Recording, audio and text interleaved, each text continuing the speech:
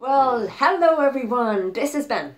And this is Ildi. And we are on the 4th episode of our Producer Spotlight series, looking at Sweet Tune.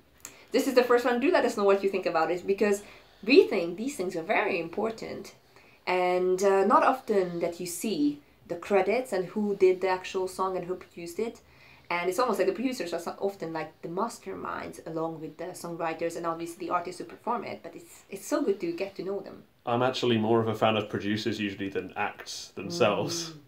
No wonder. If I find out that Sweet Tune or Brave Sound or Monotree are producing someone's song, I'm going to be into it. I'm going to check it out, definitely. And this was basically, guys, by the way, and also a bit of a preview of what's to come, because we are going to do one on Brave Sound, I'm hoping. Absolutely. Yeah, so... It might be really difficult to pick what songs to show you, because I love so many, but... I would actually look into, obviously the Divine channel became very popular recently with like high profile releases, but I would challenge you to find less famous Divine channel songs and just like see what's the hype is about, because they're doing pretty well commercially. So yeah, and then produce us and let us know like who you are interested in. So the song that we are going to listen to is Nine Muses. I don't think I've heard anything about this band, only that they did a documentary with BBC, which I haven't watched yet. This is why I picked this, because I knew Nine Muses are very niche. They've not really been that popular, and I thought there was no way you would have seen this song. Again, I've only seen that BBC documentary Nine Muses, and then I was like... I think this is with a completely different lineup anyway, because they change lineup all the time, really? Okay, well constantly. Then, because I was afraid... I don't know who the members are at this point, because they change so much. I was afraid to watch that documentary, you see, because... It was sad, that documentary. It's exactly like that. And like when you're into K-pop, and you like the act, and then you kind of know a bit more about the system, you can't help but really, really feel bad. And it can be problematic if it's a Western, media organization, however great they are, it doesn't matter how great they are, it could feel very judgmental. If they are looking from the outside, but we'll see how it goes. But for now, it's Nine Muses and Wild. 1, 2, 3. This song is great. You probably won't like the video, but That's it's always kind of what they were sold on. I like the lips. That's a clever touch, because if it's something with the lips, it can be made very sexy without like being tasteless. Yeah. I'm expecting something special.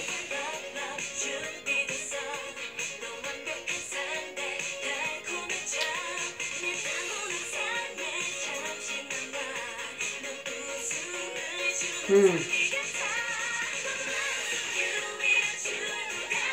this chorus is so damn good.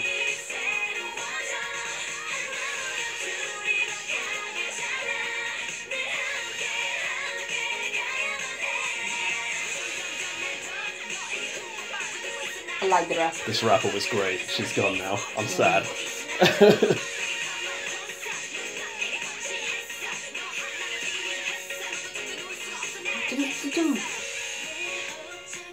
Gosh, what a beautiful girl.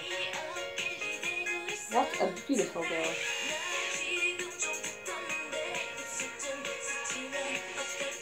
She's got a gun. Oh, well. We're all in danger anyway, so.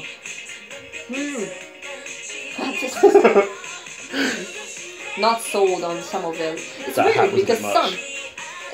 it's weird because like some of the shots I really like. This is a great shot, and then there are some ones that are just like no. Yeah. It's a weird mixture. Again, this is a good shot. This is a good shot.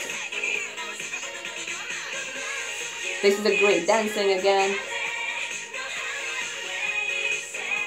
But then it comes to the chains and the whips, and that's not needed, at least. And again, like, why? Yeah, this is also not needed. Not needed. Because it's almost like powerful concept, but it takes away from their power right away in the next shot. It's like, I'm a powerful woman, whatever, can't go alone anymore, and then the next one is just purely sexualizing. Nice change though.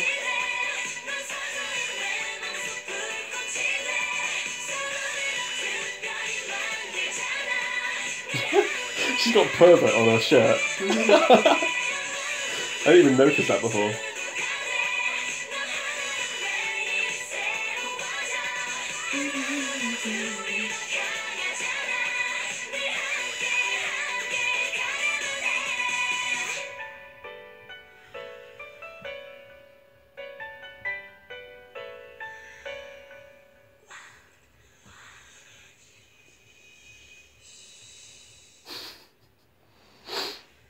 Awkward ending. Not sold on the ending. Not sold on the ending. Yeah. Because like you can have like one side like and then but then why do you do the wow, ooh, wow, like it's just it's a bit too much like effect. Okay, 9 muses. So let's concentrate on the song because yeah. we are here to do the producer side of it. I think it was a good song.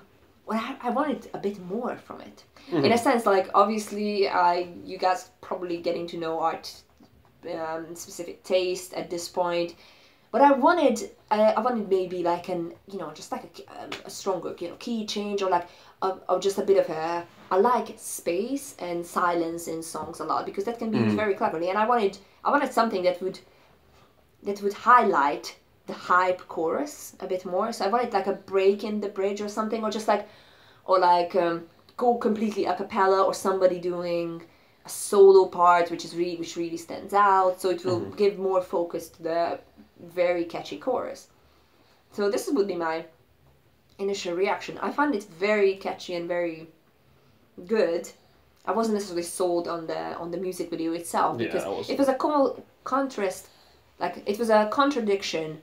Every second shot just didn't match for me when it comes to the narrative. Like, what are we about? I love the aesthetic of the music video. It's really pretty. With highlighting certain colours and having it all black and white. That was like awesome. the lips. I think that was very clever. And like when they're dancing, the outfit choice is really nice. It looks great. But then all of these random unnecessary shots of like cleavage and like, oh, Kyungri, show us your legs. That'll be like it's a bit seedy. There's no need for it. But obviously, I know they were sold on that, but like. But obviously, these girls are extremely talented. It's almost like we always look at these, comments like I just want more. Like I want more of them, meaning that, like they don't. It's almost like they don't even need this. Like it's almost like clear that. But this was released when like the sexy trend was at its height. Like, when was this released? I think it was like 2014, was it? Something like that. 2013, so it was like at the beginning of the sexy trend. Yeah, exactly. And the description, by the way, 9 muses is showing their amazing, capitalized, and sexy, capitalized, bodies with wild, and they are missing an apostrophe there, but that's okay. So it's like, and so it's again, trends and styles, they come and go, but good songs stay. Yeah. So that's what really is going to make an artist stay if the songs are good, isn't it? Yeah. This is why I like half the time when I'm picking songs for these kinds of things, I don't think about the video because I don't watch the video. I'm just listening to it all the time. That's interesting because obviously K-pop is a very it can definitely give thanks to its amazing visual artists and producers and creative team behind all the design and everything. Because it's a massive tool, and this is how we got to know K-pop through YouTube and through the music videos. So that's a massive part of it. But like essentially, I almost don't like when people get distracted. Not K-pop loving fans, because they know how much there is to it. But people who don't get the genre yet, or they never heard about it, they think that this is just like amazing visuals. Like no, it isn't. No, I'm here for the songs. Songs, and we are here for the music. And it's almost like what we talked about the last, the boy group. Which one was that? Snooper.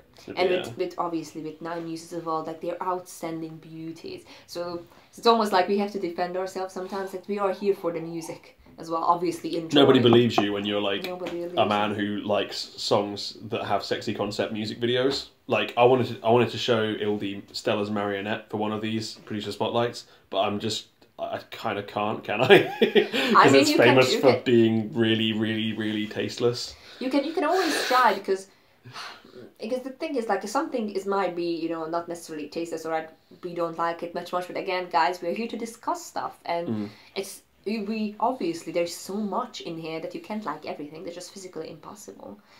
But again, like back to Sweet Tune itself, it's interesting to see the range for sure. There is a kind of There's like not that much, but there's some. There is some, but no, like if you're really good at something, it's not a problem. I think if you repeat it for a while, or if there is a significant element. And that's one thing you'll find as you dive into producers is that they all have a signature sound. And that's not a bad thing. And which I really like. That means I can always look at what a producer's going to be doing and think I'll probably like that. Like by the way, just like think how more like subtle these sounds are. Like just think of a contrast here. Subtle changes between girl groups and boy groups and whatever what we've seen in this series versus Red One. Yeah. God. And like, Scott Storch with his like every single song has a ethnic beat because that's all I can do. But if you do it really well, no wonder it becomes a hit. Yeah. So, but here we are here to introduce many different producers. So let us know what you think and what should we watch. Because probably our Brave Sound is going to be very different, right? You're going to hate the videos of Brave Sound. I'm not sure I'm going because Brave Sound works primarily with sexy girl groups, so... Is the problem? I'm far from that genre because I'm just awkward. And that's if I don't like the concept, that it's either that I'm usually thinking too much, or maybe deep down I'm a bit jealous because I can't do those things. I'm just awkward and thinking. So again, go for interesting concept, interesting songs, and let's learn together and let us know what you thought. Yes, let us know if you like Sweet Tune. Yeah, and if you're a Sweet Tune lover like me or a skeptic like many. And also let us know what you think about this new series, so we can figure out how to make it better, because we are going to continue for sure, but we want to make it even better. Thank you so much for joining us today, and let us know what you thought. Bye, guys.